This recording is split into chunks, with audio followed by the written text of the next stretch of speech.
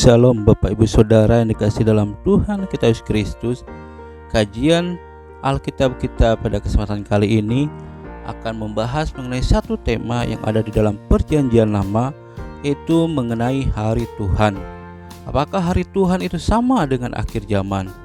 Bapak Ibu Saudara yang dikasihi dalam Tuhan kita Yesus Kristus, pada sekarang ini banyak sekali bermunculan fenomena mengenai akhir zaman.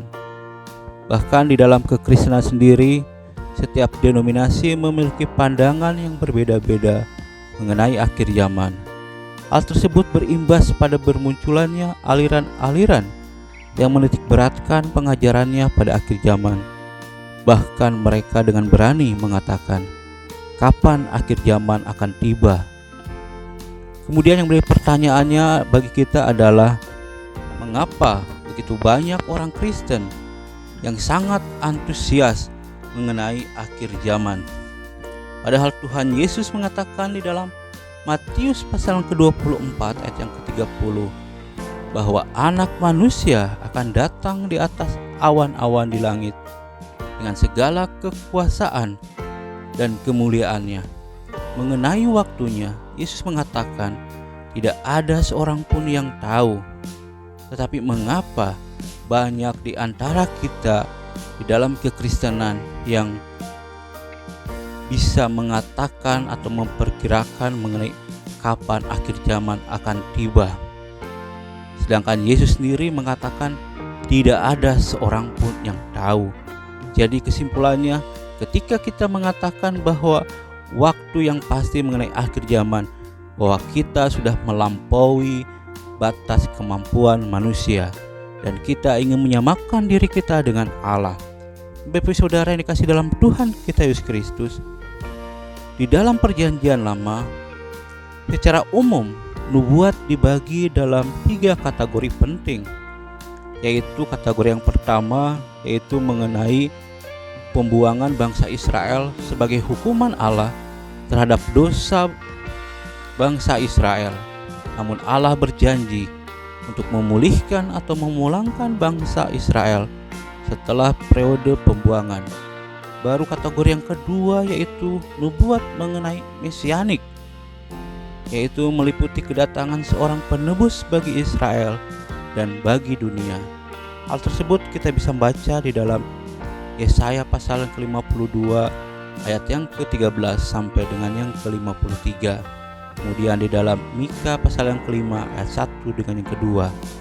Baru kategori yang ketiga adalah nubuat mengenai eskatologis, yakni menunjuk pada peristiwa-peristiwa yang akan terjadi di akhir zaman ketika Mesias akan datang untuk mendirikan kerajaan Allah di bumi. Istilah eskatologi di dalam Perjanjian Lama memang tidak ada disebutkan secara eksplisit, tetapi secara implisit hakikat tentang eskatologi sudah ada. Lalu yang menjadi pertanyaannya, apa hakikat tentang eskatologi yang ada di dalam Perjanjian Lama? Di dalam Perjanjian Lama mengenai akhir zaman dikenal dengan istilah hari Tuhan. Dalam bahasa Ibrani, hari Tuhan memakai kata yaitu Yom Yahweh. Hal tersebut kita bisa melihatnya di dalam Mazmur nomor yang ke-73 ayat yang ke-24. Kemudian Ayub pasal yang ke-19 ayat yang ke-25 sampai dengan 27. Kemudian di dalam Yesaya pasal yang ke-26 ayat yang ke-19. Hari Tuhan diartikan dengan waktu yang sangat lama sekali. Suatu musim tertentu di mana peristiwa luar biasa terjadi, seperti kemakmuran, kejayaan, dan bahkan suatu peristiwa yang merugikan, yang mendatangkan bencana. Pada era Perjanjian Lama, kepercayaan yang berkembang dan populer bagi bangsa Israel yaitu mengenai datangnya suatu hari ketika Allah secara ajaib campur tangan untuk melepaskan umatnya dari berbagai ketakutan dan penindasan. Biasanya untuk memperingati peristiwa tersebut diadakan perayaan tahunan dengan mengadakan upacara korban, dengan harapan bahwa Allah akan memberikan kemakmuran dan kemenangan pada Israel atas musuh-musuhnya. Akan tetapi Nabi Amos menubuatkan bahwa kemakmuran yang diperoleh oleh bangsa Israel adalah hasil pemerasan dan pelaksanaan upacara yang mereka lakukan atau jalankan adalah kepalsuan semata. Oleh karena itu, Israel akan menerima balasan dari Allah dengan menjadi tawanan dari bangsa asing. Hal tersebut dikatakan atau bisa kita simpulkan sebagai hari penghakiman, yaitu di dalam Amos pasal yang ke-5 ayat yang ke-18 sampai yang ke-27. Selain Nabi Amos, masih banyak nabi-nabi lainnya di dalam perjanjian lama yang bernubuat mengenai hari Tuhan atau hari penghakiman. Contohnya adalah Nabi Yeremia, Nabi Yesaya, dan lain sebagainya. Para nabi memiliki keyakinan akan adanya waktu atau hari ketika Allah akan campur tangan dalam sejarah Israel. Kita bisa membaca di dalam Amos pasal yang ke-5 ayat yang ke-18 sampai 20. Keyakinan itu nyata dalam ungkapan hari Tuhan. Akhirnya konsep umat Israel dalam memandang ke depan, di mana orang-orang Israel seringkali memusatkan perhatian kepada seorang tokoh yang akan diutus oleh Allah, yaitu Mesias. Mesias di dalam bahasa Ibrani memakai kata Masyiah, yaitu tokoh yang disebut sebagai anak manusia. Kita bisa membacanya di dalam Daniel pasal yang ke-7, dan gambaran tentang kebangkitan orang mati di dalam Yesaya pasal ke-26 ayat yang ke-19. Para nabi menatap ke depan, di mana Allah Israel yang berulang-ulang mempedulikan umatnya dalam sejarah mereka akan menolong mereka untuk menghukum orang fasik, melepaskan orang-orang benar, dan menyucikan bumi dari seluruh kejahatan. Hari Tuhan berarti kepedulian Allah yang sudah terjadi di dalam sejarah, seperti di dalam Yoel pasal 1 ayat yang ke-15 katakan, maupun kepedulian terakhir pada akhir zaman. Pada hari Tuhan, Allah sendiri akan datang untuk mendirikan kerajaannya. Kita bisa membaca di dalam Hosea pasal ketiga ayat yang ke-15. Beberapa pribadi bersifat mesianis tampil dalam rangka pengharapan akan seorang raja dari keturunan Daud, yaitu dalam Yesaya 9 ayat yang ke-6 sampai dengan yang ke-7. Seorang hamba yang menderita, yang turun dari sorga. Dalam Daniel 7 ayat 13 sampai 14, Allah akan membebaskan umatnya melalui perantaraan orang-orang yang diurapinya. Latar belakang munculnya gagasan tentang Mesias dapat kita telusuri dengan gagasan raja yang ilahi.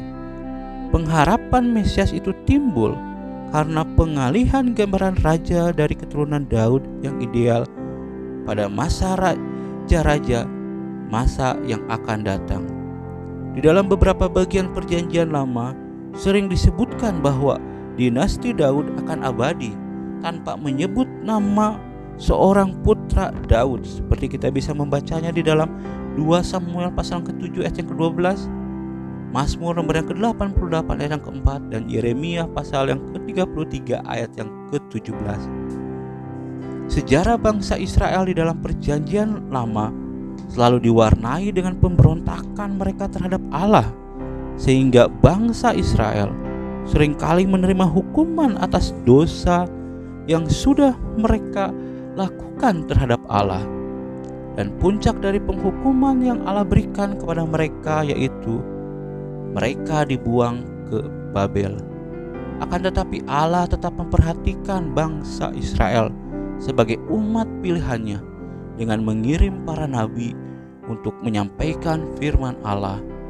Namun secara perlahan bangsa Israel menggantikan peranan para nabi dengan melegitimasi peraturan-peraturan serta adat istiadat nenek moyang mereka menjadi hukum yang harus dipatuhi. Karena itu lambat laun Allah mulai mengutus para nabinya. untuk menyampaikan pemberitaan kepada bangsa Israel. Bahkan seolah-olah Allah berhenti mengutus sama sekali para nabinya kepada bangsa Israel, atau sama sekali Allah tidak berbicara kepada bangsa Israel. Nabi terakhir dari Israel adalah Nabi Malaiki yang hidup sekitar pada tahun 450 sebelum Masehi. Kekosongan dari pemberitaan nabi-nabi Allah ternyata berdampak bagi kehidupan bangsa Israel, karena mereka tidak memiliki pemimpin yang bisa mengarahkan kehidupan mereka sebagai umat pilihan Allah. Situasi tersebut memunculkan suatu pengharapan bagi orang Israel untuk kembali mengingat kebaikan dan pertolongan Tuhan di masa lalu, sehingga membuat mereka sadar akan dosa-dosa yang telah mereka perbuat. Dan pada akhirnya banyak orang-orang Israel yang kembali kepada ajaran yang benar. Bahkan mereka menetapkan ajaran Allah itu dengan sangat ekstrim. Salah satu contohnya adalah kaum Eseni. Dengan tujuan apa? Dengan tujuan supaya menerapkan ajaran itu dengan maksud yang sangat ekstrim, supaya Allah memulihkan keadaan bangsa Israel yang sedang penuh dengan penderitaan dan keputusasaan. Karena pada waktu itu bangsa Israel berada di bawah penjajahan bangsa asing. Situasi yang dialami oleh bangsa Israel tersebut membuat agama Yahudi atau yang kita kenal dengan Yudaisme semakin berkembang dan semakin mengalami perkembangan yang sangat pesat, bahkan mulai berevolusi dalam beragam bentuk. Akan tetapi yang menjadi persoalannya adalah tidak semua di dalam ajaran Yudaisme didasarkan pada kitab-kitab Ibrani. Adapun golongan-golongan yang termasuk ke dalam Yudaisme adalah kaum Farisi atau yang biasa disebut dengan kaum Kasidim, kaum Saduki, kaum Eseni, dan kaum Zelot. Harapan dan janji kemenangan yang berulang kali disampaikan oleh para nabi di masa lalu memperkuat keyakinan bangsa Israel bahwa tanah yang dijanjikan dan kedatangan Mesias akan atau juru selamat pasti akan terpenuhi juga.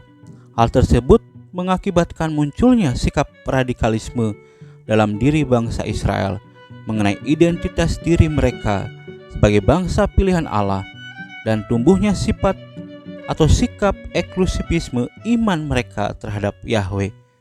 Ekspresi dari sikap radikalisme dan eksklusivisme iman terhadap Yahweh itu ada yang ditunjukkan melalui kekerasan atau perlawanan secara fisik, dan ada juga yang ditunjukkan melalui sikap non-fisik seperti meditasi dengan memisahkan diri atau hidup jauh dari dunia luar. Lalu Bapak Saudara, menjadi pertanyaan kita, apakah hari Tuhan itu sama dengan akhir zaman di dalam perjanjian lama? Dari penjabaran yang sudah dijelaskan tadi, bahwa hari Tuhan di dalam perjanjian lama itu sama dengan akhir zaman, yaitu di mana Allah akan membebaskan bangsa Israel dari penderitaan.